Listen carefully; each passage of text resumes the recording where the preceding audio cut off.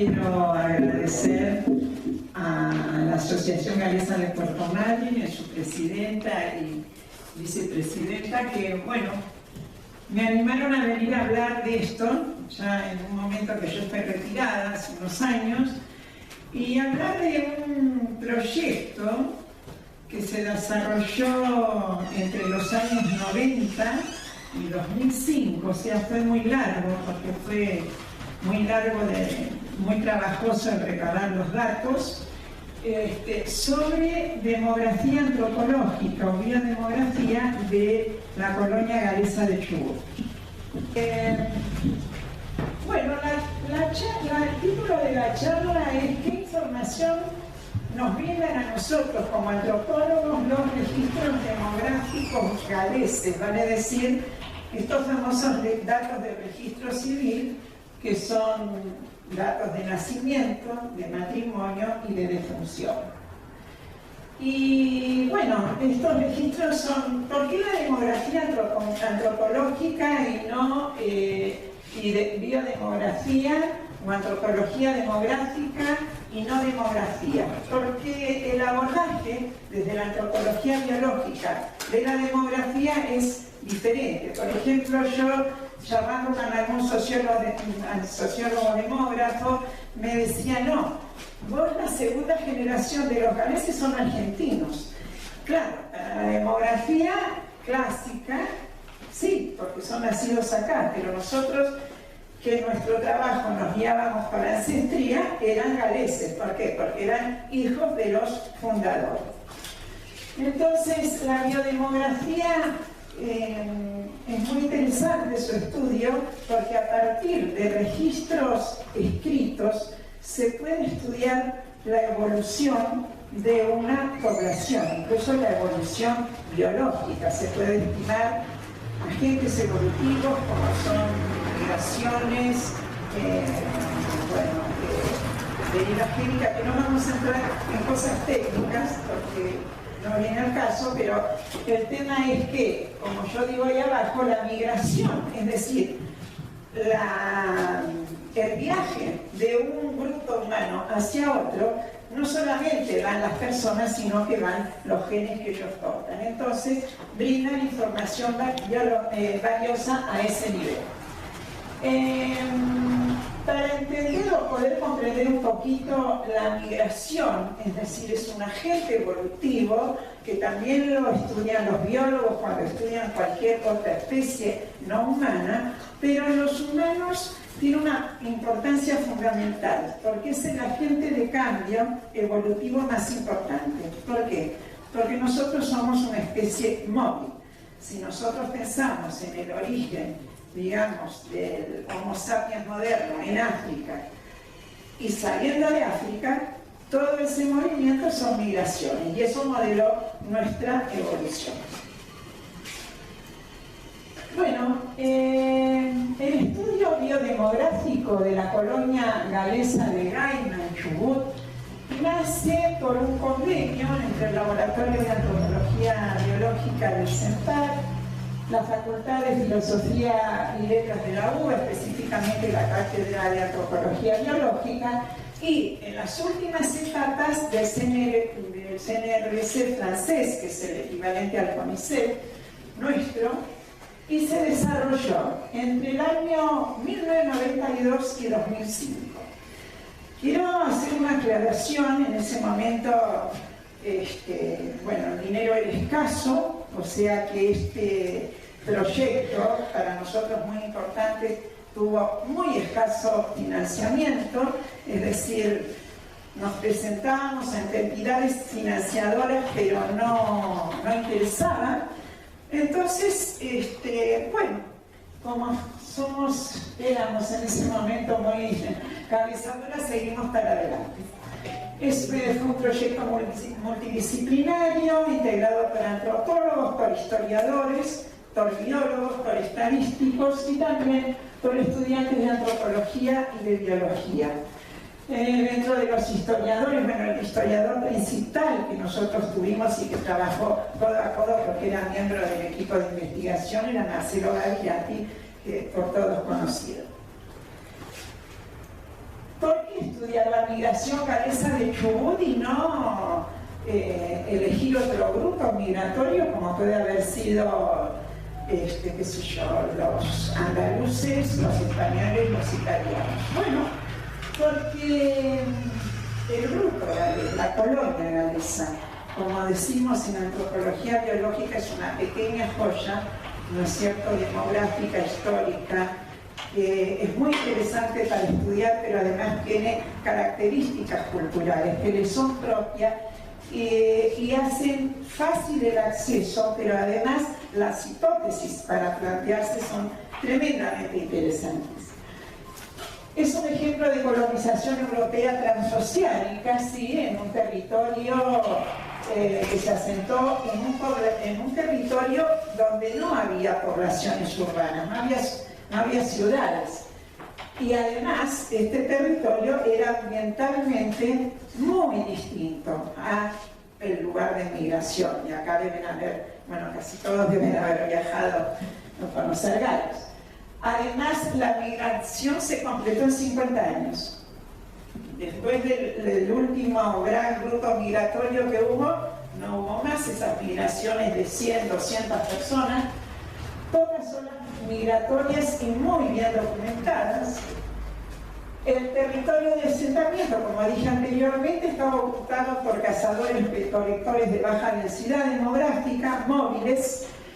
La afiliación lingüística, cultural y religiosa de los colonos, los migrantes, hacen mantener la cohesión como grupo durante un tiempo muy prolongado. Y por el otro lado, lo más interesante, lo más valioso dentro de todo, excelentes registros demográficos desde la salida hasta la llegada, hasta su permanencia, y eso es tremendamente valioso y además son accesibles. ¿Cómo se estudió la biodemografía de Gaina? Porque nosotros podemos ir directamente al registro civil de Rawson y decir, bueno, yo quiero estudiar, a ver, las actas del nacimiento, de mortalidad, pero no. Los antropólogos trabajamos de una manera diferente porque trabajamos muchas veces con la población directamente, es decir, con las personas, con los grupos. Entonces, en primera instancia, con la idea y bosquejado el proyecto que teníamos idea de hacer, entrevistamos a lo que en antropología se denomina referentes del grupo o de la población. Bueno, ¿quiénes eran los referentes? Y bueno, muchos. Me acuerdo que una de las primeras que entrevistamos fue la señora de Zampini, porque además conocíamos toda su obra. Y por el otro lado, entre tantos otros entrevistados, de Guy Roberts. Después anduvimos por las chacras también, bueno, siempre con, tenemos en general un referente que nos va guiando, como era Tegay, y así entrevistamos para preguntarles a ver qué les parecía a ellos realizar un estudio, si estaban de acuerdo, si no. Me acuerdo que Tegay, cuando se le mencionó, no sé quién le mencionó por ahí genética, y si no, pero van a venir a sacar sangre. No. Nosotros trabajamos con los libros de registro.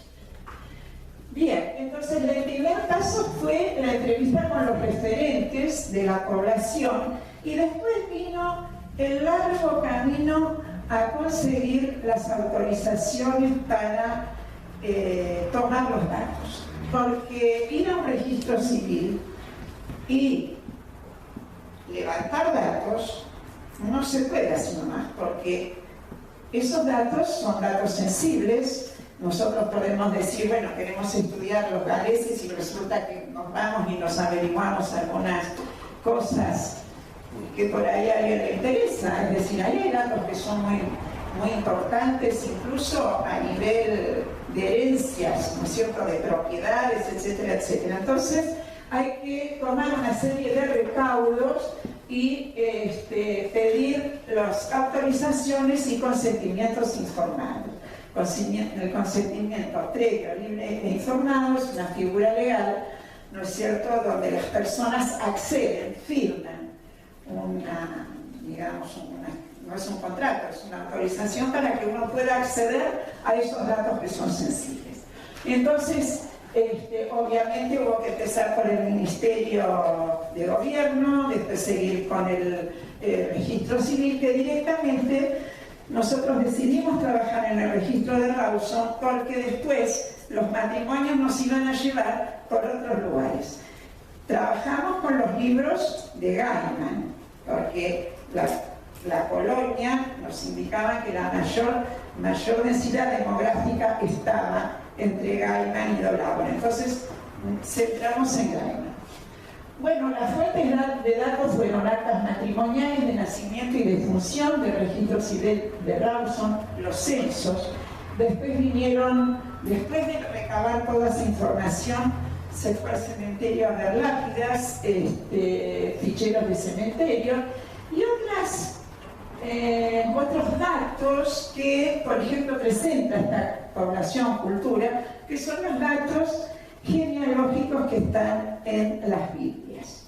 Porque, bueno, el registro civil como tal se abre por una ley en el año 1884, más o menos, pero los galeses llegaron en 1865. Entonces anduvimos por las capillas y después los referentes también, como Ortega y bueno, los datos de la señora de Santini sirvieron para reconstruir el grupo fundador. Bueno, esto me interesa ¿por qué? Para las chicas que van a hacer un trabajo de este tipo. Es decir, muy importante la salvaguarda ética. Primero, la confidencialidad que se firma entre los integrantes del equipo de investigación. Porque obviamente cuando nosotros estamos con los registros en la mano, encontramos gente conocida, entonces no podemos decir, ay, encontré la ficha de tu papá y tu mamá del casamiento. No, eso no se puede decir, porque son datos que son de las personas, no son ni míos, será mío el registro de casamiento de mi papá y de mi mamá, mi acta de nacimiento, pero lo de los demás no es propiedad mía, son datos biológicos que pertenecen a cada una de las personas. Y compromiso de confidencialidad con las entidades financiadoras. Es decir, bueno, acá hay algunos investigadores del CONICET pueden dar fe, digamos, de el control que se tiene sobre datos sensibles. No se puede financiar un proyecto de investigación que no tenga salvaguarda ética constatada. Después tenemos las dos leyes de protección de datos personales, que si bien son un poco posteriores al proyecto, pero caen dentro de ellos. Es decir, nosotros, si seguimos publicando, bueno, tenemos que acordar con estas leyes. Y los códigos deontológicos, que son códigos de ética de la asociación donde pertenecían los investigadores, que es la Asociación de Antropología Biológica de la República Argentina. Bueno, lo primero que se realizó fue un análisis de los matrimonios, es decir, de las actas de matrimonios recabadas. Antes de ir a los resultados más, digamos, groseros, hay que explicar dos conceptos. Uno, que es el de endogamia, porque la gente cuando uno dice endogamia, piensa que son casamientos consanguíneos. No, la endogamia demográfica es el apareamiento o el matrimonio de cónyuges que proceden de la misma ciudad, independientemente que sean parientes o no. Eso es la endogamia demográfica. Y la consanguinidad es cuando los contrayentes, es decir, los contrayentes sí, están emparentados por ascendencia, pero no una ascendencia que son contarme en un ancestro remoto, no, un parentesco en primer grado, como es primos, hermanos, donde los españoles, por ejemplo, tienen la famosa dispensa, ¿no? Es decir, para contraer matrimonio, hasta no hace tanto tiempo, se necesitaba una dispensa del obispo del lugar. Eso, bueno, como en relación a la consanguinidad. Entonces queda claro porque muchas veces significa eso, compartir varios genes porque es un parentesco en primer grado. Bueno, en el año 1996 Calatini y colaboradores publican en un congreso un análisis de los matrimonios del grupo fundador entre 1865 y 1915, donde estiman estadísticamente una endogamia del 92.5% y obviamente una exogamia, que es la imagen especular, 7.5%. ¿Qué significa endogamia? Y que se casaron entre personas que vivían en la misma región geográfica, vale decir, bueno, matrimonios de personas que venían, si bien venían casi muchos matrimonios, como casi todo grupo migratorio, por lo menos europeo, habían algunos solteros, habían algunas solteras y después llegaron otros colonos y ahí se produjeron casamientos entre personas que procedían del mismo pueblo o ciudad y solamente un 7.5% de personas que eran galés, portugales o galés, por ejemplo, nacido en Estados Unidos, ¿no es cierto?, o Brasil, donde hubo grupos migratorios, y gente de la colonia. Otro trabajo posterior, también por Calatini y colaboradores, es decir, Calatini es una de las especialistas del grupo de investigación, analizó los matrimonios, una totalidad de 1.430 matrimonios de Gaiman entre otro periodo, de 1889 a 1968, y donde la situación cambia, es decir, tenemos una endogamia alta todavía del 79.5%, pero ya aparece una exogamia casi del 20%, y la exogamia está dada justamente porque comienzan los procesos de industrialización en la zona noreste del Chubut. Y por el otro lado, como hay índices de masculinidad altos, sobre todo en Comodoro, a partir del petróleo, nosotros detectamos, si bien no era significativo, pero que la colonia se fue abriendo a expensas de las mujeres que contraían, muchas de ellas, matrimonios con gente, con varones, que incluso se venían a casar acá, ¿no?, en Comodoro, que eran trabajadores del petróleo. ¿Por qué este alto grado de endogamia? No consanguinidad,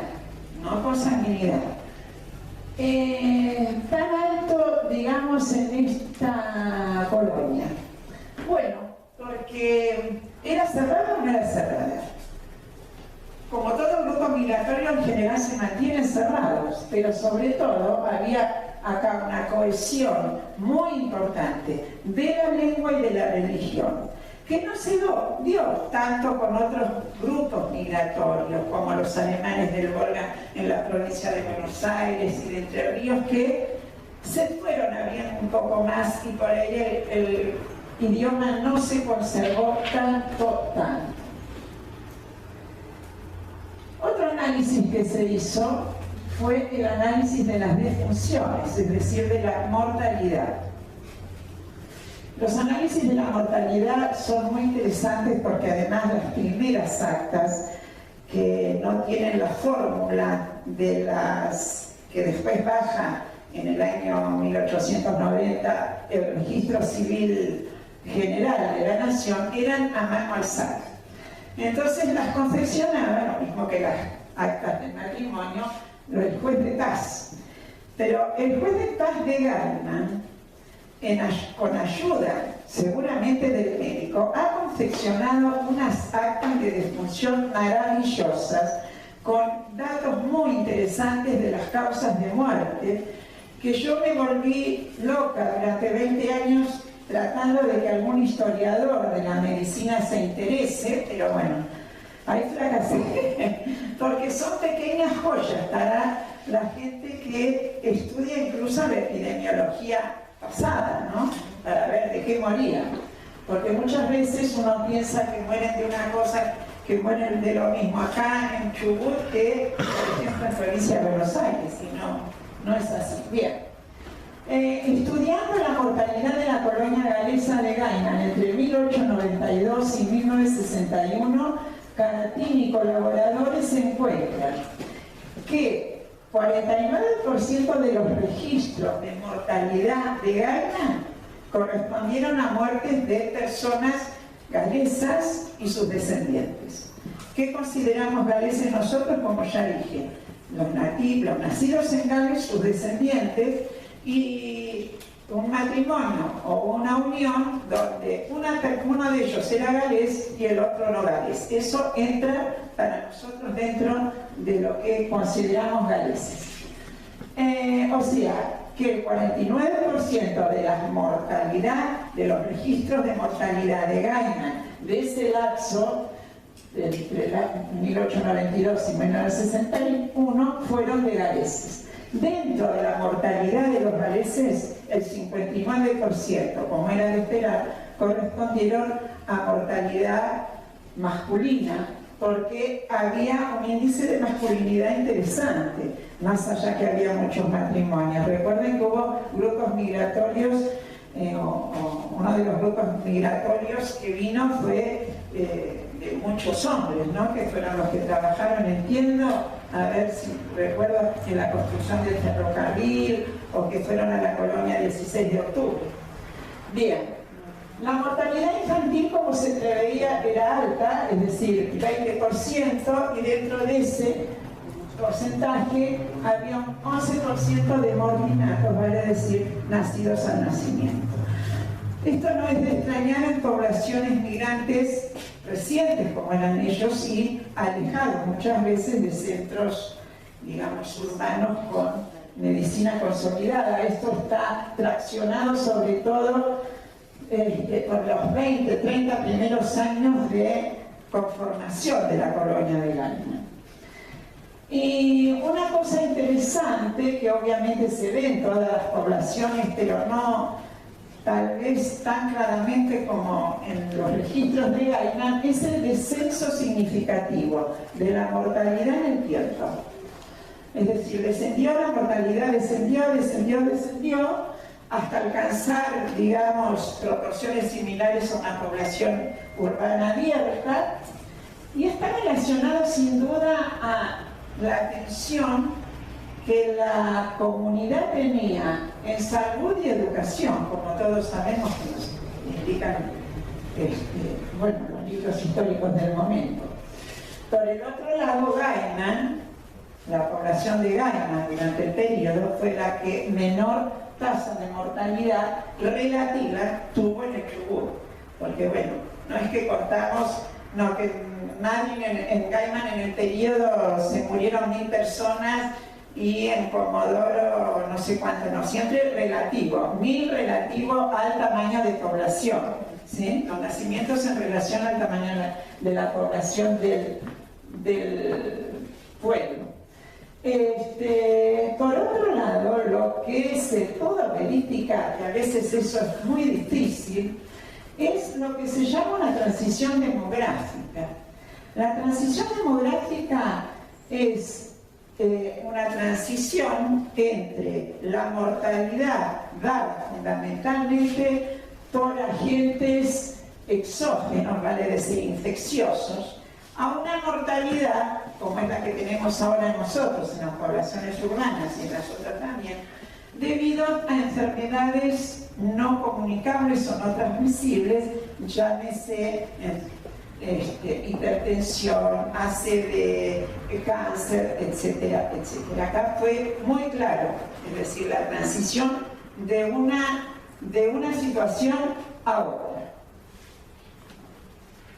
Para terminar ya, el último trabajo que se publicó y el que creo que va a tener más interés para el proyecto que van a llevar adelante la asociación, es un trabajo que publicamos con Cronier y colaboradores en el año 2005, el primero, que consistió en la historia demográfica de la colonización galesa, es decir, se tomaron todos los datos, ¿no es cierto?, desde el inicio hasta el año 50, se hizo una reconstrucción, se construyó una gran genealogía gigante donde entraron casi todas las familias, donde había datos, y además bueno, se realizaron los análisis que ahora vamos a mostrar, unos gráficos de cómo fue variando la estructura de la población. Ahora sí, de la colonia galesa, ahora nos independizamos de Gaiman, de los lugares geográficos, sino que con los datos de registro, ver cómo fue, digamos, la evolución en el tiempo. A raíz de todo este trabajo de consolidación y agrupación de datos, se realizaron los ficheros digitales, ¿no es cierto? Hay ficheros informatizados con la totalidad de nacimientos, matrimonios y defunciones hasta el año 1950, desde el inicio, desde la llegada de los fundadores hasta el año 1950, y entonces el equipo de investigación piensa que este cúmulo de datos permite a los descendientes de los galeses a ayudar a encontrar sus ancestros en la colonia. ¿Dónde están esos datos? Bueno, eso se combina en dejarlo en el Museo y Archivo de Gaiman, porque el CNRES exigía, es decir, la entidad financiadora extranjera, porque acá no hubo dinero en esta etapa de CONICET ni de la universidad, de dejarlo en un lugar, digamos, que fuera archivo, y es el Museo de Gaiman. Entonces está a disposición bajo determinadas cuestiones de tipo ético. Bien, para terminar y para ilustrar un poquito, porque esto es bastante, es la evolución de la estructura de población. Por ejemplo, en el año se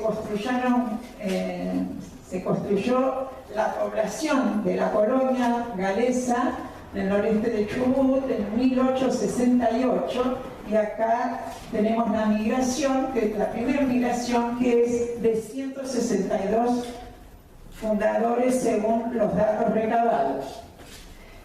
Acá tenemos la otra reconstrucción. Acá, bueno, la estructura es típica de una población, de un grupo migratorio. A la derecha tenemos los varones, a la izquierda las mujeres, abajo los infantes de 0 a 2 años y así sucesivamente, arriba las personas de mayor edad. Si ustedes ven, digamos, en el ecuador de ese gráfico, vamos a tener una representación muy importante de varones de mediana edad, de edad reproductiva, más o menos de 30, 50 años, menor proporción de las mujeres. Eso es del año 1868, que son los fundadores y sus descendientes. Vamos a 1876. Entre el año 75 y 76 tenemos pudimos reconstruir 3 grupos migratorios o 3 oleadas migratorias de 80, 300 y 60 personas. Acá vemos que vinieron niños, tenemos más o menos que se va acercando a una pirámide de distribución normal. Izquierda, mujeres, derecho, varones, tenemos índice de masculinidad mayor, también hay más varones y sobre todo también en estas edades, ¿no es cierto?, de 30 a 50 años. Vamos a otro, entre una curva, unos gráficos que corresponden a la población galesa en 1895, donde entre 1876 y 1895 se pudo constatar o reconstruir la entrada de 185 migrantes. Acá ya tenemos una población, digamos, con distribución normal. En la base de la pirámide tenemos muchos chicos, obviamente por la tasa de natalidad que tenía este grupo. Y la última, en el año 1920, entre 1895 y 1920, la entrada de 155 migrantes, que afecta, sí, más porque vinieron los varones que, según los datos del historiador, bueno, vinieron a cumplir tareas, digamos, en la construcción del ferrocarril y aparentemente a las tareas en la colonia 16 de octubre. Entonces, estos datos, estos gráficos, tal vez un poco confusos para ustedes, muestran la incidencia que tuvieron las distintas llegadas migratorias en la estructura de la población. Creo que no tengo nada más. Bueno, muchas gracias.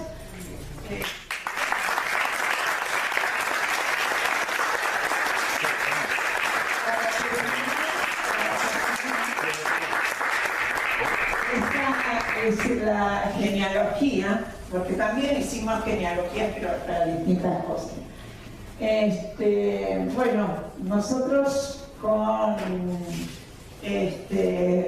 acá mi colega arqueóloga Julieta Gómez Sotero fue quien rescató el esqueleto de quien fue después Catherine Davis, y que permaneció durante 20 años sin identificar el esqueleto. Yo trabajé en la identificación del esqueleto y las características biológicas del mismo nos hacían acercar a que era ella, pero bueno, para darle identidad hay que hacer un ADN, sobre todo a estas alturas de la evolución científica. Y por el otro lado, para los que hacíamos, en algún momento hicimos antropología forense, sabemos que no podés dar identidad a cualquier esqueleto, aunque me parezca me parezca que las características, que el contexto arqueológico, no, para ponerle el nombre y apellido, hay que llegar a una identificación concreta, que en la época de pre-ADN, en poblaciones, digamos, urbanas, se hacía con ficha odontológica. Por ejemplo, los chiquitos, los bomberos que murieron en el incendio, se identificó con ficha odontológica. Se llamó a los odontólogos y ellos identificaron porque el patrón de arreglos nos es propio a cada uno. Es muy difícil estadísticamente tener un patrón de arreglos. Entonces, ¿cómo llegamos a identificarlo? Bueno, por una reconstrucción genealógica, demográfica, que hizo Fernando Coronato, donde tuvimos la ayuda de una costumbre, un uso cultural, que son las inscripciones familiares y genealógicas en las lápidas, por lo menos en Gales. Y así pudimos dar, digamos, con los ascendientes y descendientes de Catherine. Bueno, muchas gracias.